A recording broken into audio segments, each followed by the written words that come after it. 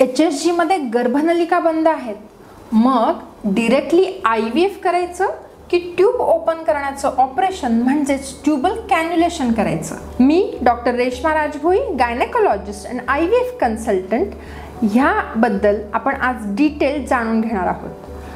तर fallopian ट्यूबमध्ये block आहे. बरेच प्रश्न घेऊन पेशंट्स माझ्याकडे येतात. तर ते कोणते प्रश्न आहेत? तर पहिलं म्हणजे ते विचारतात, मॅडम लॅप्रोस्कोपीमुळे आपण तो फॅलोपियन ट्यूबमधला ब्लॉक काढू शकतो का? जर तो ब्लॉक निघाला तर नॅचरली प्रेग्नन्सी राहू शकते का? ब्लॉक ज्या ट्यूब आहेत त्या खरं काम करू शकतात का? मी ऐकलेलं आहे की ट्यूबमध्ये राहणारी प्रेग्नन्सी होऊ शकते, की ज्याला आपण एक्टोपिक प्रेग्नन्सी असं म्हणतो. असं काहीतरी नक्की माझ्या बाबतीत होणार नाही ना? की सर्जरी करण्यापेक्षा मी डायरेक्टली IVFला जाऊ? ह्याबद्दल पूर्ण माहिती आज आपण जाणून घेणार आहोत. अशीच माहिती जाणून घेण्यासाठी आमच्या चॅनलला सबस्क्राईब करा आणि बेल आयकॉनचं बटन नक्की दाबा. So HSG हिस्ट्रोसाल्फिंगोग्राफी.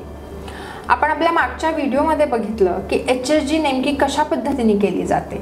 याच्यामध्ये एक डाय पुश केला जातो आणि आपण गर्भाशय आणि गर्भनलिका व्यवस्थितरित्या आहेत का, तो जो डाय आहे तो गर्भनलिके थ्रू व्यवस्थित जातोय का, त्या ओपन आहेत का, हे बघितलं जातं. जर आपण आपले पेशंट्स बघितले, साधारणपणे 25 ते 30% महिलांमध्ये ट्यूबल इन्फर्टिलिटी असते, म्हणजे गर्भनलिकांशी रिलेटेड इश्यूज असतात.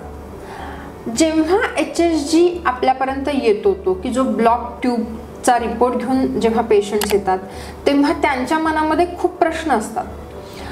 तर खरंच HSG मध्ये ब्लॉक आहे तर तो फॉल्स पॉझिटिव्ह आहे की ट्रू ब्लॉक आहे, हे जाणून घेणं पहिलं गरजेचं असतं. कारण HSG मध्ये कधी कधी डाय पुश जेव्हा होत असतो आणि गर्भनलिकेतून जाण्याच्या आधी मस्क्युलर स्पाझम होतो, जे स्मूथ मसल्स असतात ते कॉन्ट्रॅक्ट होतात, आकुंचन पावतात आणि म्हणून तो डाय पुढे जात नाही, की ज्याला आपण फॉल्स पॉझिटिव्ह HSG असं म्हणतो.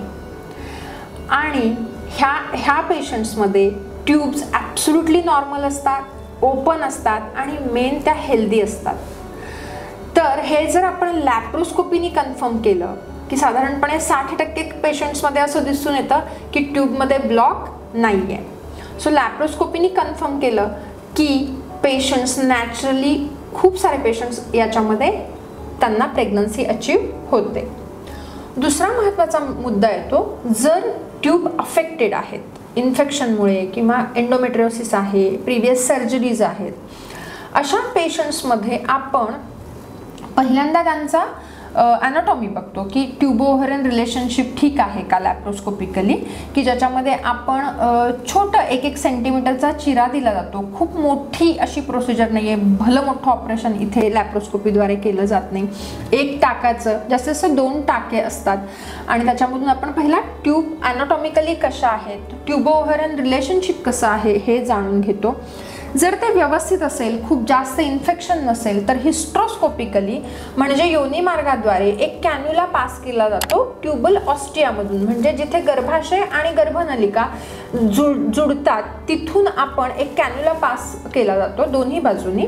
आणि त्याच्यानंतर मिथिलीन ब्लू नावाचा डाय आपण इंजेक्ट करतो आणि पाहतो की ट्यूब्स ओपन झालेल्या आहेत का. सो ट्यूबल कॅन्युलेशनमध्ये जवळजवळ 20 ते 30% पेशंटना फायदा होतो आणि ट्यूब्स आपल्याला ओपन दिसतात. मग पुढचा प्रश्न असा असतो की मग अशा ट्यूबल कॅन्युलेशन नंतर नक्की मॅडम प्रेग्नन्सी राहू शकते का? तर येस, 20 ते 30% पेशंट्समध्ये ट्यूबल कॅन्युलेशन नंतर प्रेग्नन्सी राहते. डेफिनेटली आय ऑल्सो अंडरस्टँड की ट्यूब्स ॲनाटॉमिकल नॉर्मल आहेत असं आपण बघतोय. फंक्शनली म्हणजे ट्यूबचं काम करण्याची कपॅसिटी काय आहे हे जाणून घेण्याची आपल्याकडे टेस्ट नाही आहे. पण जर त्यांच्यामध्ये इन्फेक्शन खूप जास्त नसेल, फक्त ट्यूबल डेब्रिसमुळे जर तो ब्लॉक असेल आणि जर ते ट्यूबल कॅन्युलेशनने जर आपण काढला तर प्रेग्नन्सी नॅचरली किंवा IUI सारख्या सिंपल टेक्निकने राहू शकते. पुढचा मुद्दा येतो इन्फेक्शन आहे.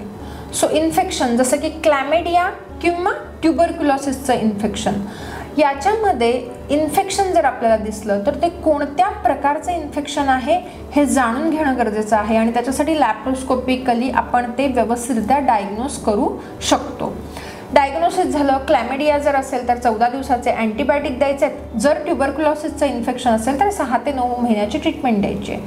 कारण इन्फेक्शन असताना जर तुम्ही डिरेक्टली जर IVF ला जाताय तर आपण गर्भ जे तयार करतोय 3ऱ्या किंवा 5व्या दिवसाचे, ते गर्भ आपण सोडणार कुठे आहोत? अशा गर्भाशयामध्ये की जिथे ऑलरेडी इन्फेक्शन आहे आणि ते इन्फेक्शन त्या गर्भाला किंवा त्या भ्रूण जो आहे त्याला मारक ठरतं आणि IVFचा सक्सेस रेट हा खूप कमी होतो. त्याच्यामुळे इन्फेक्शन ट्रीट करून आपण जर IVF ला जातोय तर IVFचा आपण सक्सेस रेट वाढवतोय. तसंच जर काही माइल्ड एंडोमेट्रियोसिस असेल किंवा प्रिव्हियस सर्जरीमुळे काही ॲधेजन्स असतील तर ते लॅप्रोस्कोपीमध्ये सेम सेटिंगला आपण कट करू शकतो आणि ट्युबो-ओव्हेरियन रिलेशनशिप व्यवस्थित आहेत का तेही बघू शकतो. सो खूप महत्त्वाचं म्हणजे HSGला जर ब्लॉक असेल तर पहिली खूप महत्त्वाची गोष्ट आहे की तो ट्रू ब्लॉक आहे की फॉल्स पॉझिटिव्ह रिझल्ट आहे हे जाणून घेणं गरजेचं आहे. इन्फेक्टेड ट्यूब्स आहेत का, मग ते कोणत्या प्रकारचं इन्फेक्शन आहे आणि त्याची ट्रीटमेंट करणं, ह्या सगळ्या गोष्टी तेवढ्याच महत्त्वाच्या ठरतात. त्याच्यामुळे जर मला पेशंटनी विचारलं की मॅडम ट्यूब्स ब्लॉक आहेत, डिरेक्टली IVF ला जा, तर माझं पहिलं उत्तर हे नाही हेच असतं. त्याची कारणं ती आहेत. दुसरा महत्त्वाचा मुद्दा, जर ट्यूबमध्ये हायड्रोसल्फिंग असेल म्हणजे ट्यूब ज्या आहेत त्या खूप इन्फेक्शनमुळे खूप त्याच्यामध्ये सूज आलेली आहे आणि त्याच्यामध्ये पाणी आहे, तर ते ॲक्च्युली स्टराईल असतं, त्याच्यामध्ये कुठले जंतू नसतात. पण हे जे पाणी आहे ते एम्ब्रियोटॉक्सिक असतं. एम्ब्रियोटॉक्सिक म्हणजे आपण जो गर्भ सोडतो IVF मध्ये त्या एम्ब्रियोला ते मारक ठरणारं असतं.